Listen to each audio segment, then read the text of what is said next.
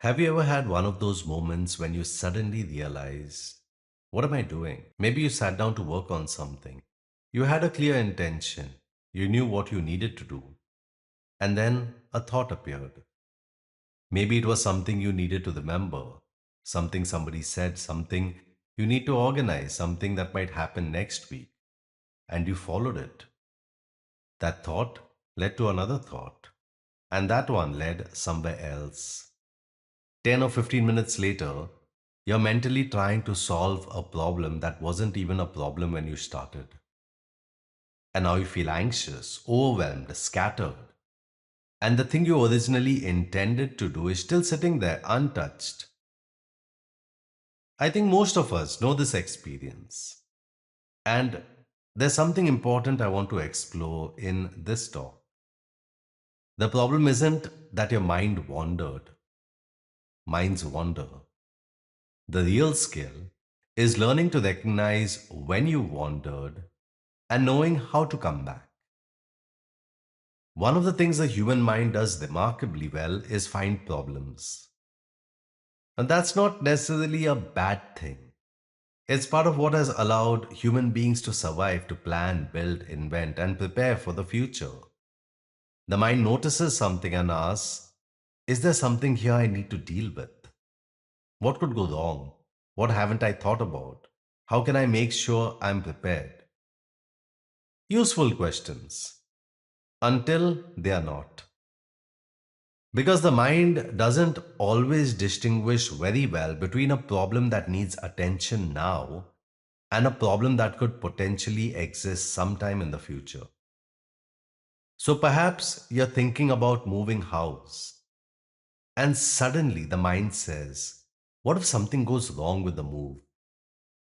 Then, how much is that going to cost? Then, what if I haven't saved enough? Then, maybe I need to earn more. Then, what happens if my income changes? And 5 minutes later, you're mentally reorganizing the next 3 years of your life.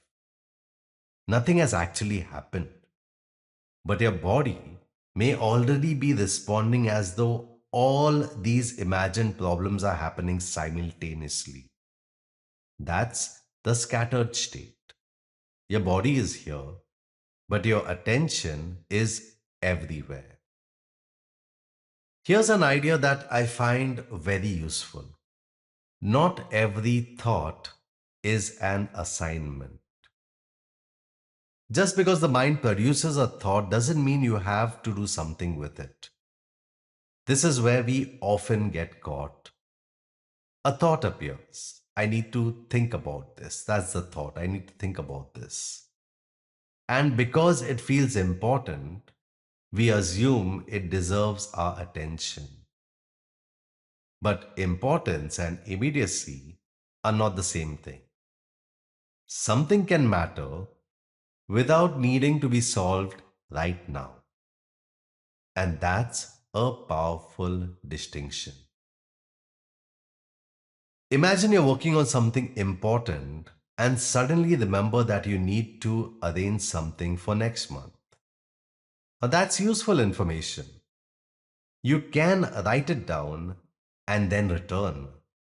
You don't necessarily need to stop what you're doing, research it, make 3 phone calls, compare 12 options, and create an entire plan.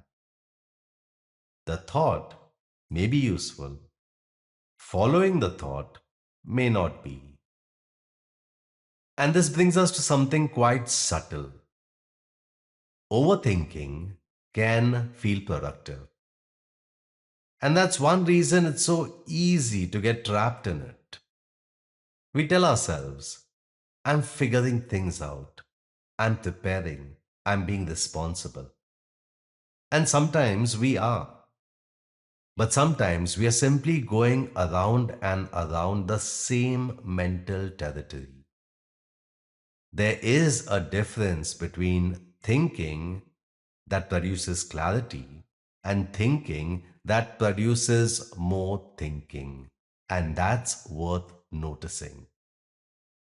Useful thinking, it eventually moves towards something, a decision, an action, an acceptance, or the next step. Scattered thinking tends to multiply. One question creates three more questions. Three questions create seven possibilities. Seven possibilities create 12 things to worry about. And now the mind says we have a lot to figure out. But perhaps you don't. Perhaps you've simply opened too many mental tabs. Think about your computer or your phone and imagine you've opened 20 browser tabs. One has your email, another has something you're researching, another has a video, another has something you meant to buy, another has an article you haven't finished. Eventually, the device begins to feel cluttered. Our attention can become like that. One tab says work, another says money, another says that conversation yesterday, another says what am I doing this weekend, another says I really should exercise, another says what if this thing doesn't work out. And we are mentally moving between all of them. No wonder we feel exhausted. We are trying to inhabit 20 different realities at once. And when that happens, our instinct is often to try harder. Our instinct is often to try harder. I need to get organized. I need to get control of this. I need to solve everything. But what if the answer isn't doing more? What if the answer is simply closing some tabs? This is why I think coming back is such an important skill. Because you're going to wander, you're going to get distracted, you're going to find yourself thinking about something completely unrelated to what you're doing. You're going to have moments where you realize, I've disappeared into my head again. That's not failure. The important moment is the moment you notice. Because once you notice, you have a choice. You can continue following the thought, or you can return. And returning can be incredibly simple. Feel your feet. Notice your breathing. Look around the room. Feel your body sitting in the chair. And ask, what actually matters now? Not what matters in my entire life, not what do I need to sort out this month, just what matters now. That question, it dramatically reduces the territory that the mind has to cover. Sometimes I think we exhaust ourselves because we are unconsciously trying to solve our whole life in one sitting. We want certainty. We want to know how things will work out. We want to know that we are making the right decision. We want to know what happens after that decision, and after that, and after that.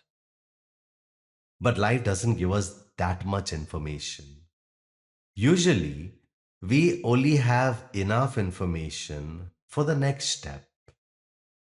And perhaps that's enough. You don't need to know the whole journey. You need to know where you're placing your foot next. And then you arrive there. And from there, you see something you couldn't see before.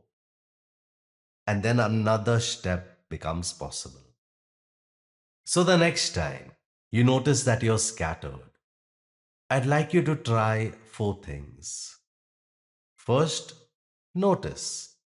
My mind has wandered. Simply notice. No criticism, no frustration, just notice. Second, pause. Don't immediately follow the next thought. Take one breath. Feel your body. Third, ask, does this need my attention right now? If it does, give it your attention. If it doesn't, write it down if necessary and let it wait. And finally, return. Ask what actually matters now. And give yourself that. Give yourself that one thing, one conversation, one email, one page, one meal, one walk, one moment.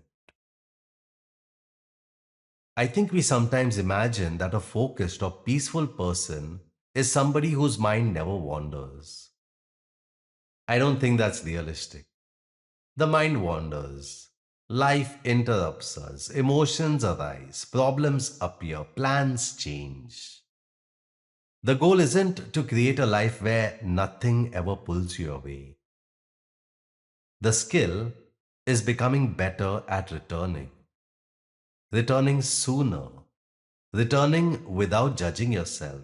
Returning without turning the distraction itself into another problem.